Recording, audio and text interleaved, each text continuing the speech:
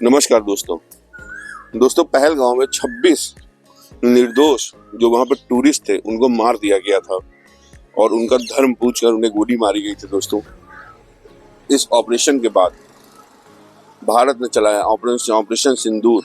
Operation सिंदूर के अंतर्गत भारत ने एयर स्ट्राइक की, कई जगह आतंकवादी ठिकानों को निशाना बनाया, लगभग 9 आतंकवादी ठिकानों को निशाना बनाया। दोस्तों, उसके बाद कल सारा दिन LOC पर भारी गोलाबारी होती रही और रात को पाकिस्तान ने वही किया जिसे भारत का अंदेशा था।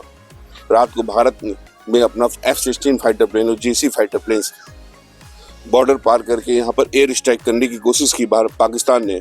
उसके बाद भारत ने S-400 एयर डिफेंस सिस्टम, जो कि हमने रशिया से लिया है, उसे लॉन्च किया दोस्तों, और हवा में ही उनके सारे मंसूबों को ब्लास्ट कर दिया भारत ने।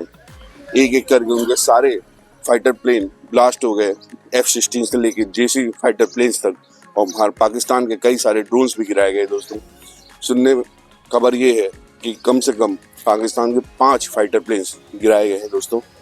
और अभी देखना ये है कि 2 पायलट भी शायद पकड़े गए हैं पाकिस्तान के, जो कि अलग अलग जगहों से है दोस्तों। जी हाँ, एक राजस्थान में पकड़ा गया है और एक गुजरात में पकड़ा गया है और एक की तलाश अभी जारी है। दोस्तों, ये फाइटर प्लेन्स जो भारत में घुसे थे तबाही मचाने के लिए, ये किसी एक रूट से नहीं घुसे थे दोस्तों, ये अलग अलग रूट से घुसे थे।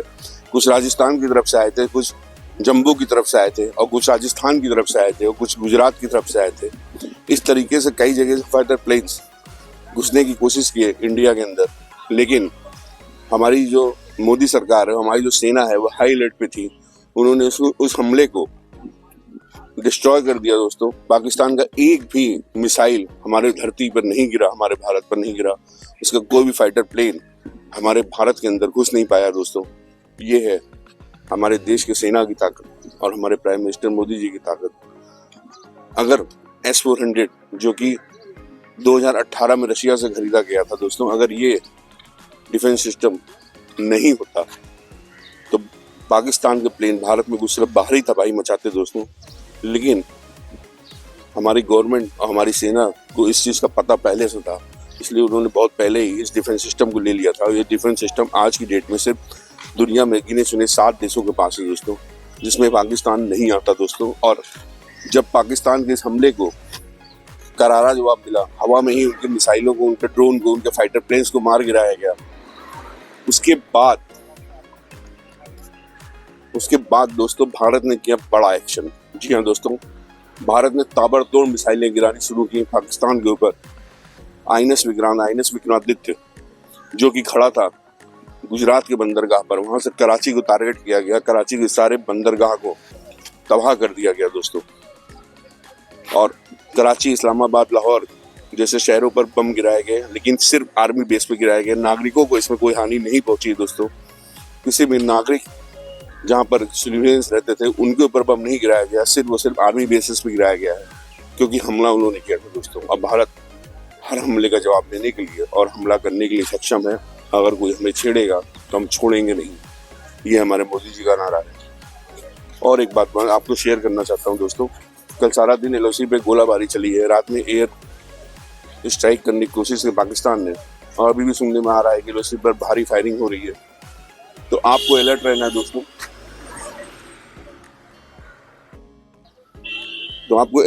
दोस्तों, क्योंकि इस तरीके के जब हमले होते हैं तो हमें सावधानी की जरूरत है। ब्लैकआउट जब होगा रात में तो हमें लाइट ऑफ करनी पड़ेगी, अपने घरों की, अपने दुकानों की लाइट ऑफ करनी है, और हमें किसी बेड के नीचे जाकर छुप जाना है अपने घर के अंदर।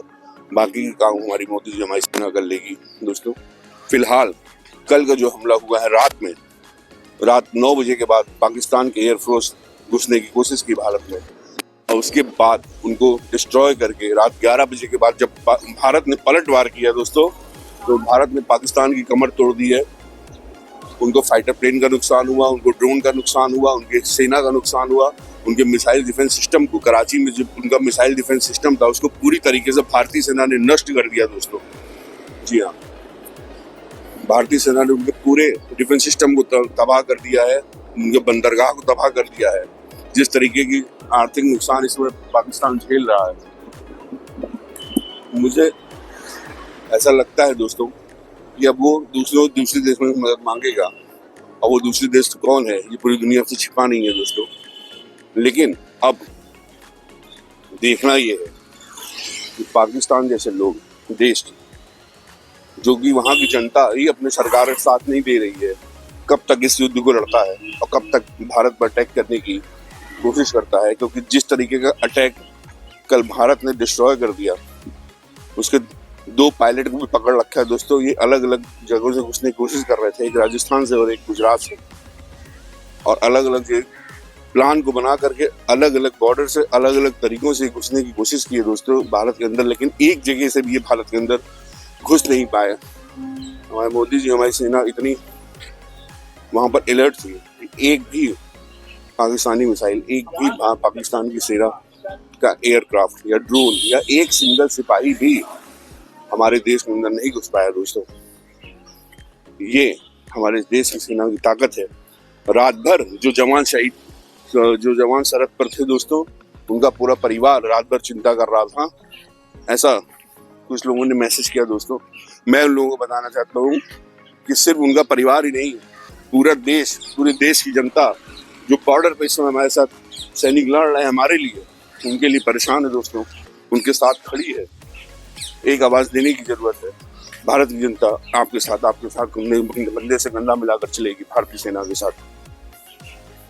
ये हर एक हिंदुस्तानी के दिल में जज्बा है इस समय।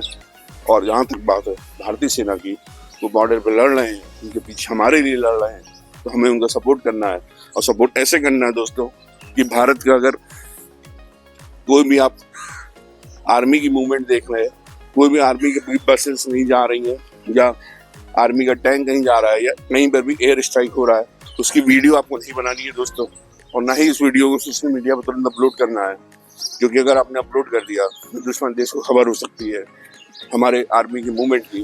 तो इस तरीके की वीडियो ना बनाए और हमारे भारत देश को सहयोग करें दोस्तों। आप देख रहे थे न्यूज़ अपडेट 724। सावधान रहिए, डर रहिए। जय हिंद, जय भारत।